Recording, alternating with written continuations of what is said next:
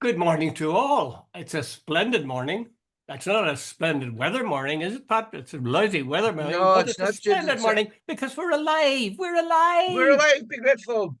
Any day above ground is a And plus. this is it. Yes. It's true. It's true. It's a good privilege. I think people don't appreciate how lucky they are to be alive.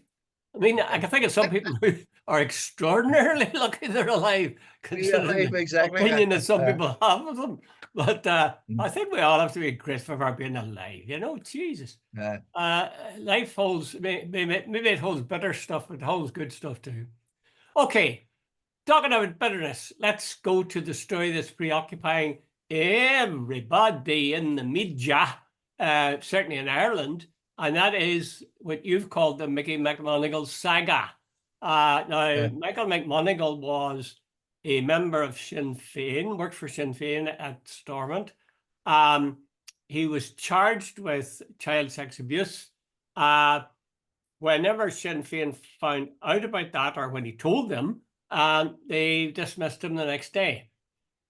Then it emerged that, you tell me if I'm right or wrong on this, Pat. Then it mm, emerged that two of the press officers in the Sinn Féin party or with Stormont had written references for McMonagle. I think it was for when he applied for a job in the British Heart Foundation. And in any case, he got a job. And ever since then, the media has been throbbing with outrage. Uh, and well, I have a few thoughts on that, but let me hear yours, Pat, first of all. Let me hear your uh, thoughts on maybe on Mickey McMonagle, but certainly on the more general case of uh. this Right. whole Let's get the. I'll get the put my cards on the table. I know Mickey McMonagle. Right. That's the first thing. And by the way, I used to work in the Dairy Journal many years ago. I wasn't editor at the time, but I'm just putting that in because somebody surely say, "Well, wait a minute," he would say that, wouldn't he? Right. Here's the thing. Yeah. By the way, this is a sort of a hypothetical because it's never happened. Say when I was just say, Jude, right? Say when I was an editor of the Dairy Journal, we had a young reporter, something not making money on it, but just hypothetical, and I was informed that he or she had done something wrong, and I suspended that person, and that because I was the editor, it's my job to make sure that's done right. I've suspended the person officially because I am the person responsible to do it. So two colleagues of that person in the newsroom say, "Hey, look, that's a bit unfair. Johnny's applying for a job with their Irish Red Cross. Here, we'll give him a reference." But I don't know anything about it. They go ahead and do it. He gets the job, etc., etc. Am I responsible, or the Dairy Journal, or anybody else responsible for them as individuals without my knowledge going ahead and doing that? Which is exactly what happened here. Now, Sinn Féin said when they were officially informed, they suspended McMonagle and he left his job forthwith. Next They day, in said they fact. are on told and exactly they said that the two people who then given or subsequently given have now left the party as well, have resigned their jobs. Right, Jude? More like then all the next bit is okay, maybe that's so. But Michelle O'Neill was at a function in Stormont, and Mickey McMonagle was standing about 20 or 30 feet away, or 20 or 30 yards away, whatever you want to call it. And she should have seen him, and she should have seen, and Sinn Féin should have reported. Jake, at that What stage, Sinn he Féin? was What? neither. Well, sorry, Pat. She was standing 20 yards or 10 yards or whatever from him, and you're saying that the media is saying Sinn Féin should have what? Reported that Mickey McMonagle was there representing the British Heart Foundation, and that it was up to Sinn Féin to Reported sort of to blow the who? whistle. Report to I who? reported, I don't know, to the British Heart Foundation, I presume. But, That's the but point. here's the point, Jude. At that stage, Mickey McMonagle was under investigation. As far as I'm aware, he had not been charged and had not pleaded guilty. So are we going to the sort of the French thing, guilty until proven innocent? It was a humble opinion. By the way, I've had my diffs with Sinn Féin over the years, so I'm not here, but this one I think is so ridiculous. There's a big pile-on for a whole lot of reasons, Jude, but this one, I think no matter what Sinn Féin were doing in this one, they would have been wrong. The other thing as well, Jude, just my final point, this whole issue about abuse is absolutely lethal. It can get you into all sorts of bother. And keep in mind, Jimmy Savile was allowed to get away with murder at the BBC. And then the other side of the story, the BBC piled in on Cliff Richard and got sued and had to pay out fortunes, as did various other men. So no man, this whole thing about abuse, people have rights. And by the way, I saw one on your Facebook yesterday, one guy suggesting that it was the same as about two babysitters, and so on, which was one of the most ridiculous analogies I think I've ever come across.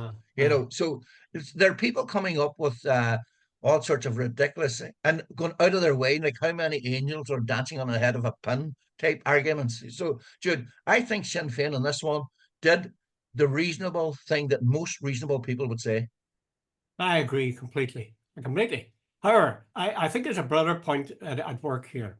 It seems to me that at the slightest opportunity, the media, north and south, pile in on Sinn Fein. That is the party that they most enjoy kicking. I do believe that. I do believe they're biased against Sinn Fein. And the question you ask yourself is, why would they be biased against them? Well, I'll tell you why. Because if Sinn Fein could be broken, that is to say, if Sinn Fein could be reduced to a small minority party like the size of the Ulster Unionists, say, or like a more relevant comparison, like the Scots Nats, then the chances of a United Ireland poll, let alone such a poll passing, would be minimised to nothing. Look at the state that Scotland's in now. Everybody thought, Jesus, they got 45% the last time. They've had really strong government and so on. Your woman's a very adept leader when she appears on TV. And suddenly, because of something, the media and everybody else has seen to it, that the plug was pulled on the Scots Nats, and in consequence, I know it's not necessarily so, but it is in consequence that the damage to the notion of an independent Scotland was done seriously. I think that that's what's happening here. Yesterday on Nolan, they went over this story again. Today on Nolan, they went over this story again. On Monday night or whatever night it was, Paul Clark's report from Stormont was going on about UTV Life. Talkback was on about it yesterday. The headlines in the newsletter. It was on the View last night as well. And the newsletters are what I mean. Then one thing is, as far as I know, even what they said was true. Are they suggesting that somehow or another Sinn Féin broke the law? No. If they're not, then it's a question of they're saying, oh, they're very nice. They're judging them in moral terms. Well, I said no, Jude, it's all about this so-called sort of procedure. Said Sinn Féin has broken any law. In fact, some of the observations are bordering on the ridiculous. Like as Mary Lou McDonald said, she didn't see Michael McMonagle possible, and so they said, no, okay, if she didn't see somebody from Sinn Féin might have seen him at that thing. Coming back to this basic, ground principle, Sinn Féin suspended him when he was officially charged, and he was basically sacked. The fact that some two people, individuals without authority, wrote a reference for him is irrelevant. As long as the party did what it was supposed to do, and the two people who were responsible resigned. Let me get back to it. As editor of the Dairy Journal, if I had suspended somebody when I was informed officially they had done something wrong, and then two of his colleagues go, he's a good young fella, look, he's applying for a job, look, it's a wee bit unfair, and give him a reference. Dude, I am not responsible. So neither is Sinn Féin responsible for what Jude, and how many members and how many staff are in Sinn Féin, I don't know. And if somebody chooses to do something, that as an individual, you're not be held responsible for everything in every individual does. Neither can you. Neither Sinn Féin. I think there's a wider issue at play here as well, Pat. Why is it that it's always something to do with sex that really gets moral indignation going? There are other sins. You've said it isn't illegal what they're charging Sinn Féin with, that it is to do with did they do the right thing? It's a question of morality of some kind. There are other sins. I mean, we used to say this about the Catholic Church in the old days. The only sin was sins connected with sex in some way. Yeah. It seems like we only find people being really castigated if they are guilty of some sexual sin. Now, I'm not saying sexual sin is a good idea, far from it. But there are things like pride, for example. I mean, if you take your you'll remember well, Pat, your catechism, the 7 deadly Yeah. sins. Sins, yeah. Pride, an excessive love of self, or the desire to be more important than others. Can you think of any of those presenters we mentioned who would have an inferiority complex? I think not. No. Gluttony, overconsumption, usually of food or drink. Well, there are people who have said many a thing about that. Greed is listed as the desire for and the love of possessions. Boy, oh boy! I think some of the presenters might be need to examine their own conscience on that one. And then there's sloth, and there's anger, uncontrolled feelings of hatred or rage.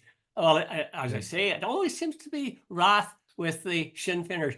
Tell me this. I don't want to. I hate to make the comparison, but it's staring us in the face.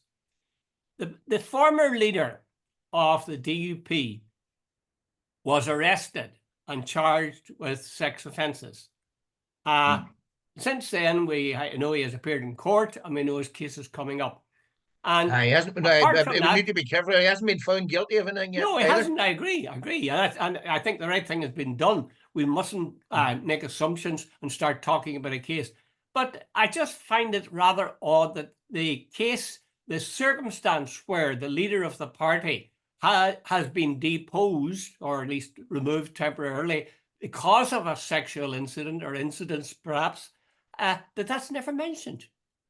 I mean, why is that? Is there not an irony attached to that? No. Well, the law says that, that when a case is active, the media isn't allowed to comment on it at all. At all. That's the law. Okay. I'm just. Everybody knows. I'm not saying that. Well, all I say that is the fact that he has been charged, and I've always been strong on that. No, you see the difference, and I think a lot of people are going to get confused.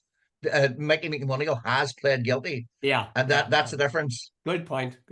But of course, that's not the thing that the media is going after now. They're going after the fact that these two guys wrote references. The difference.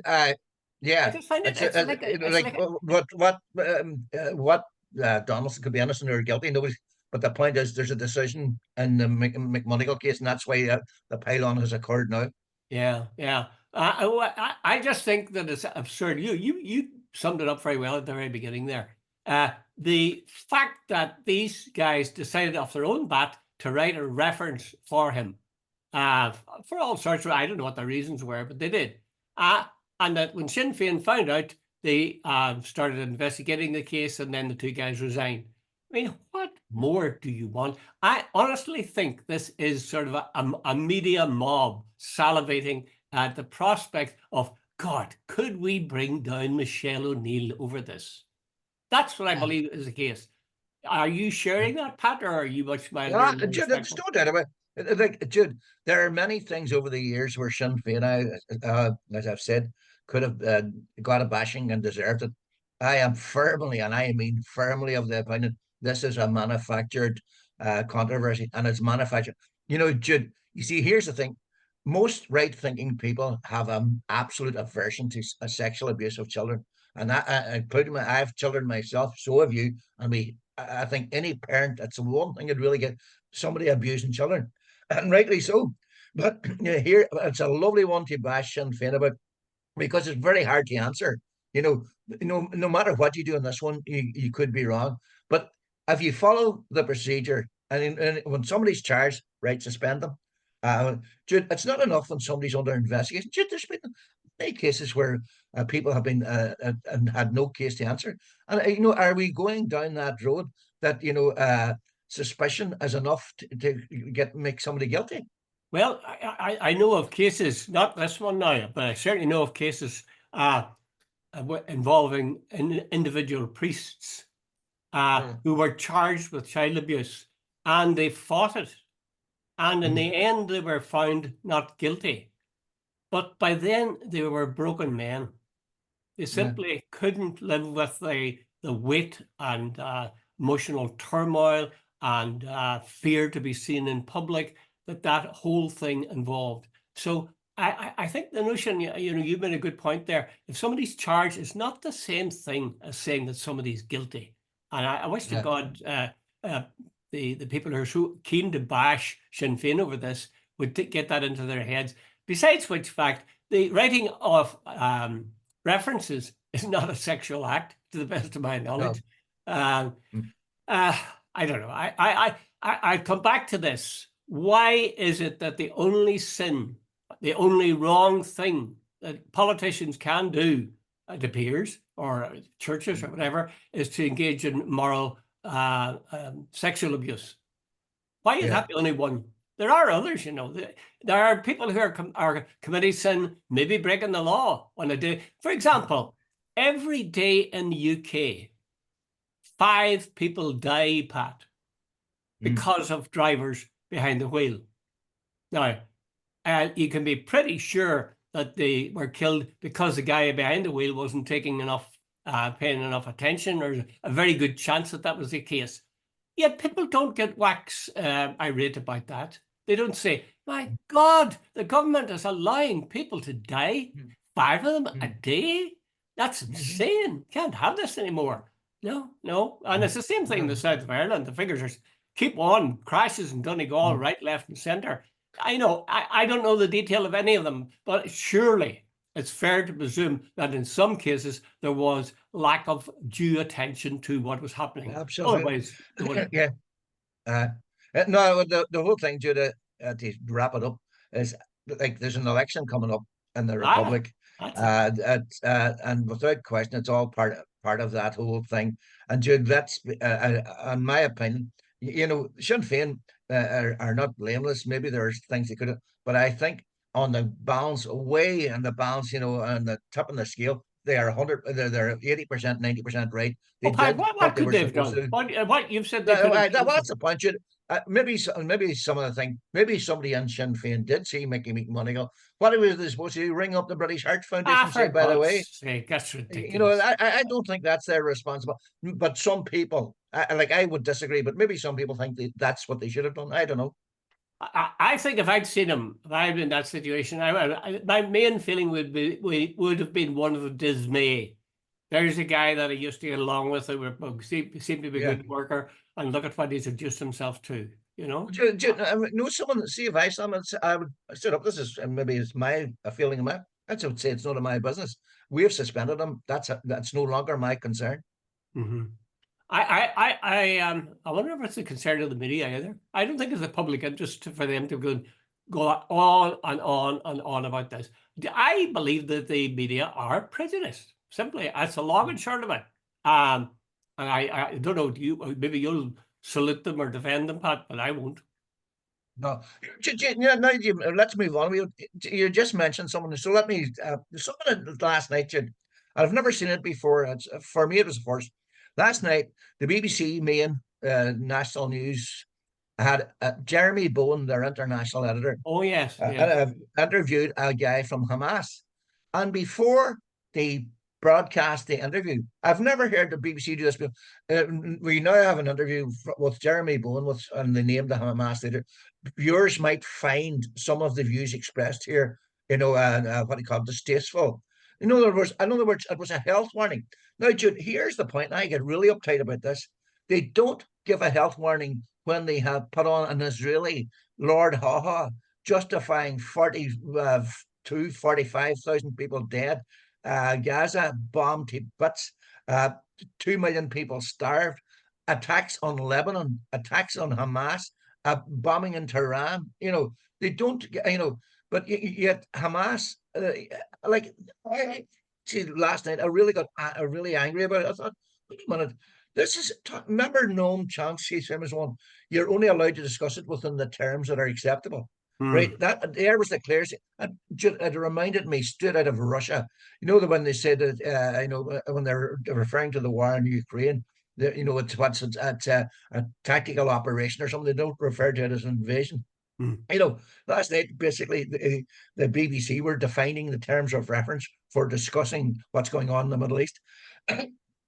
I've given up, Pat, on the Middle East. I really have, because I think there was a general conclusion that war crimes have been committed through the attack on, well, I suppose the initial attack, you could argue, on by Hamas on Israel.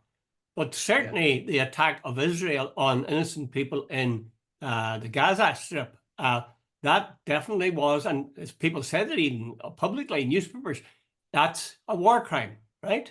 Now, who is responsible in Israel? Netanyahu.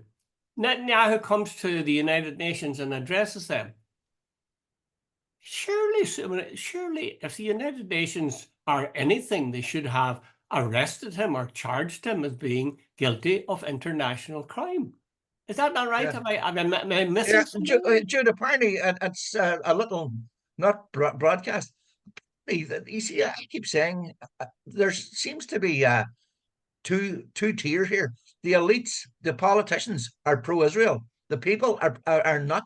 Jude, apparently there was a survey done. I haven't seen. I need to verify it, but apparently it was on Facebook, and they give figures. 80% of British people say if Netanyahu arrived in Britain, he should be arrested, and about someone like 65% believes that Israel has acted totally disproportionately. Jude, no, that's never reflected in the coverage of the BBC or ITV. But I'm just talking about, Pat, I'm talking about action on this notion of a war crime. As I understand but it. Jude, hold on, let me go back. It's 85% believe he should be arrested in Britain for war crimes. Well, he wasn't in Britain. He was in New York. No, but if he arrived, are Americans saying it isn't a war crime what he's done? Yeah, Jude, of course they are. Jude, there's one of our friends put up a thing on Facebook. Senator J. William Fulbright in 1973 said Israel controls the U.S. Senate. And he says 80% of what Israel wants, Israel gets. And he says it makes foreign policy very difficult. That was on the 15th of April, 1973. J. William Fulbright said, I wonder if he's the guy Fulbright scholarships. But anyway, he said that way back. Jude, the Americans would no more arrest Netanyahu than, I can't think of an analogy or that was a comparison, because he's considered a hero over there. Well, listen, we were talking about the case against Sinn Fein and this child abuse, Michael McMonagle and so on. Would some of the journalists, you'd think some of the journalists who are occupying their time on this would have had something to say about somebody who was declared a war criminal appearing in the United Nations and addressing them, and then walking off calmly back to, or not walking, but flying back to Israel. I just, that is so blatant. It baffles me. I must be missing out on something. Am I, Pat? Right. They've carried out a year-long sort of genocide in Israel. They've starved about 2.1 million people. They have carried out multiple assassinations. I think they've killed 174 journalists. They've killed something like 224 UN workers. What else? I was trying to remember. They've launched an invasion of Lebanon. They have assassinated a Hamas leader in Tehran, and you could keep going. And you're sort of going, well, what do they have to do before they get condemned? Exactly. Pat, could you explain to me? Would you guess even that? Why is it, for example, let's confine the Irish politicians north and south. Why have none of them spoken up against the appearance of Netanyahu, declared a war criminal, and not had gloves laid on him? Can you understand that, or can you explain that in any way? No, Jude. And there was to follow on from your point, there was an army guy on from the Israeli army on RTE on Monday night or Tuesday night, and he got a very easy run. He was basically the interviewer, I can't remember the girl's name. He allowed, he said, well, this was the worst ever attack on Israel on October 7th, which, by the way, I accept totally, and and what Hamas done, I am not here to bat for them. But the obvious follow on was, wait a minute, okay, well, let's accept what Hamas have done. But what you people have done since, it's absolutely barbaric. And surely that was justify to me how you can kill 45,000 people, destroy a whole region, leave people homeless, and all. I'm not going to repeat the whole thing again. And he was allowed to get away with it. Jude, it was like Lord, it was propaganda that we are only defending ourselves. Jesus, Jude, That is the most hypocritical thing that I think I've ever heard. Israel is defending itself. Golda Meir's one. Why I hate the Arabs so much is they force us to kill their children. Yes. Yeah, yeah. Hey, I see. I accept every word of what you said, but I would still come back to the point. It baffles me. Why is it that no journalist is prepared to say those are war crimes? Netanyahu should have been arrested. Not a single one. I mean, clearly the media here in Ireland certainly are very alert to moral issues. If we go by this case of Michael McMonagle, Yeah. why are they Yeah. not equally alert in terms of the But deaths here's the of point. children Me and and women? you would be myself and you will with that question because they're two left wingers. Yet, as to take your point, Jesus. they can get really uptight about something like Mickey McMonagle, but where's the exercise and about what's happening in Gaza? Where's the moral outrage? Rather nice little erudite pieces about analysis of what's going on.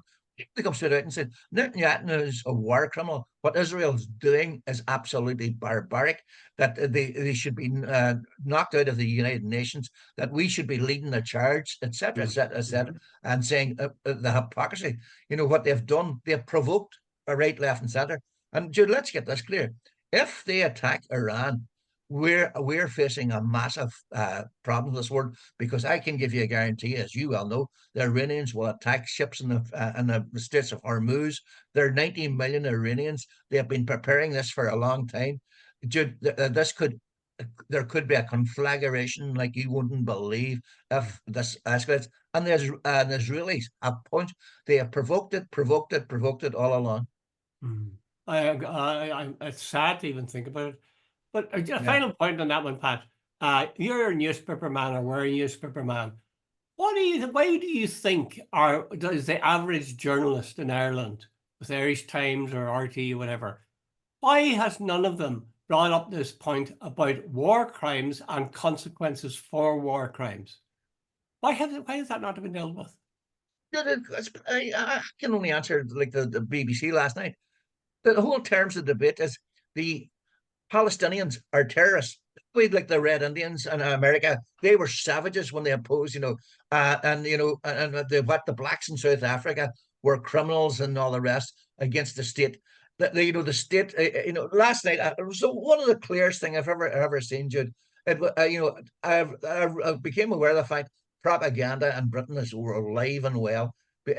Jude, basically, uh, uh, Starmer came out on Tuesday or Wednesday after the Iranian bombs or missile attack and said, "We stand with Israel." Joe Biden has basically said, it's unequivocal and all that. Israel keeps doing everything along the way and not a word. But the minute the Iranians fight back, oh, wait a minute, we're stand with Israel. No nation could put up with this. Ah, ah. I just think it reflects very badly on people who would see themselves as respectable and, How long have we left, by the way? honest journalists. How long have we left?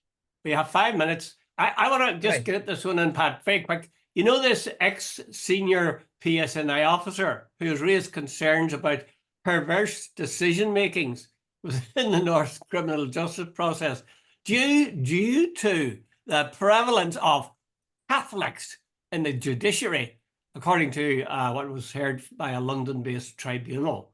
What do you think of that? It That's the comes first out of I've the heard of it, Barry but McCaffrey, Trevor Burnley case, by the way. I perverse. That along the way, I don't know the details of this one, so along the way, remember the old judiciary years ago just used to rubber stamp. Yeah. Like there were people sent to jail, and I remember talking to solicitors years and years ago who members told me straight up there were unionist judges that the evidence sometimes in the case was so overwhelming, yet they could find it, and while I accepted to such and such, why should I not believe a policeman here? 6 years in jail. I remember them they're saying that sometimes the evidence was so corrupt that I remember Martin McGuinness saying to me one time, Martin told a couple of lies in court, and I said, Martin, you lied. I know. He says, "Hey, Pat, what do you think the outside were doing?" So that's it. That was Well, you see nowadays when they forensically And it used to be just a rubber stamp. Dude, see how years ago when a Catholic came up on any type of political charge, they were found guilty. It was just a foregone conclusion. Yeah, yeah. Well, the thing that's interests me is the people who said this thing were half right. It is extraordinary the number of Catholics or people from a Catholic background who are now part of the whole edifice of the law, enforcement of the law, not in the PSNI, but in lawyers and even judges. The There's judiciary, a lot of them. The question is, Yeah.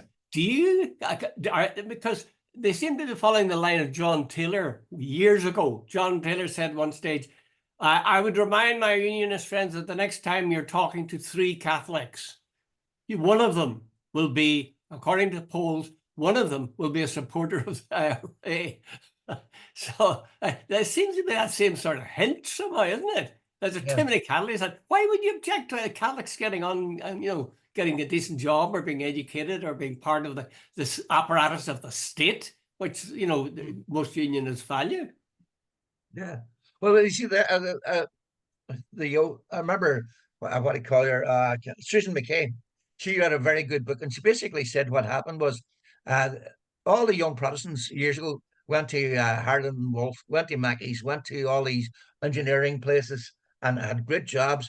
They were well paid, and they could go off to Spain for a fortnight during the summer, and they had good lives. Whereas the Catholics went for the academic, because there was no big jobs for them. The shipyards you were persona non grata when you're a Fenian, and so on. So the route out for them is they all became doctors, lawyers, and all the rest of it. The fruit of that is now that nearly the top tier of judiciary is nearly all Fenian. Yeah. Well, and of course, if you're a bigot, you can say, oh, well, if there's Catholics, then obviously they're going to be unfair to me, which is outrageous. Absolutely outrageous. Okay, Pat, we're on the last minute. So I don't know, is there anything you want to say? Do you want to confess No, to Jude, anything? I just want to say the budget this week in the Republic is not an election budget, and it is simply it was one of the most judicious budgets I've ever seen. And I'm surprised, Pat. I'm surprised that the media were critical of it. I really am surprised, because it was clearly a giveaway budget to buy election. And the media, to be fair to them, I slate them, but they did the right thing. Lots of criticism of it and saying it'll have bad consequences, as well as putting money into people's pockets. Remember Charlie McCreevy? It was a champion Charlie budget, and we could pay for it down the track, Jude. Okay, I think our time's up, Pat. Bye, Jude. Okay, Bye. all the best. Thanks very much. Jude. Bye.